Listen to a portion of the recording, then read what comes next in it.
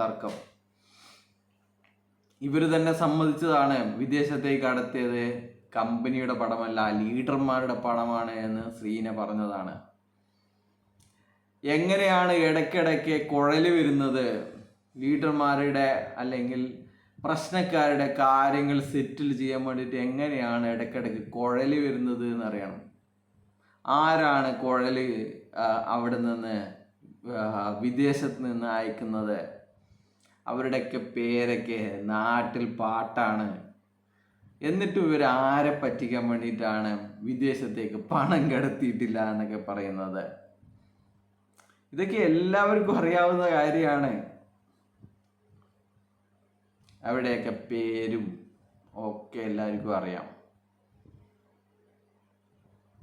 അപ്പോൾ വിധി ഇനിയിപ്പം മറ്റന്നാൾ ചിലപ്പോൾ അതിൻ്റെ ഉണ്ടാവുമല്ലോ. പക്ഷെ അന്ന് വന്നു കഴിഞ്ഞാലും ഇതിനെ വളച്ചൊടിക്കാനും ന്യായീകരിക്കാനും എനിക്ക് തോന്നുന്നു ദിൽബോറനും പിന്നെ മറ്റേ അയൂബൊക്കെ റെസ്റ്റ് എടുത്തിരിക്കുകയാണ്. വളച്ചൊടിക്കാനുള്ള ശക്തി സംഭരിക്കാൻ വേണ്ടിയിട്ട് റെസ്റ്റ് എടുത്തിരിക്കുകയാണ് തോന്നുന്നു. അല്ലെങ്കിൽ എന്തുകൊണ്ടാണ് ഇവർക്ക് ഇപ്പോഴേ ഇതിനെ കുറിച്ചിട്ട് ന്യായീകരിക്കാൻ സാധിക്കാത്തത്? റെസ്റ്റ് എടുത്തിരിക്കുകയാണ്. വിധി വന്നിട്ടാകുമ്പോൾ നമുക്ക് ഒരു വീഡിയോ ചെറിയതായിട്ട് ചെയ്യാം. ഇതെന്തായാലും വളരെ പോസിറ്റീവായിട്ടാണ്. നമ്മൾ സുപ്രീം കോടതി വരെ പോകുമെന്ന് ഇവരെ കാണിച്ചു കൊടുത്താണ്.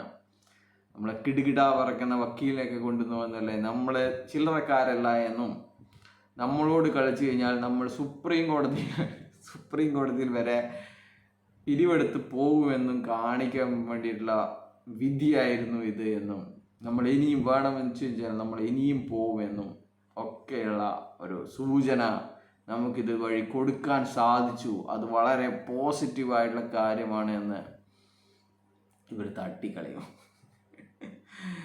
അപ്പോൾ എന്തിനാണ്, ആരെയാണ് നിങ്ങൾ പറ്റിക്കാൻ പോകുന്നത്?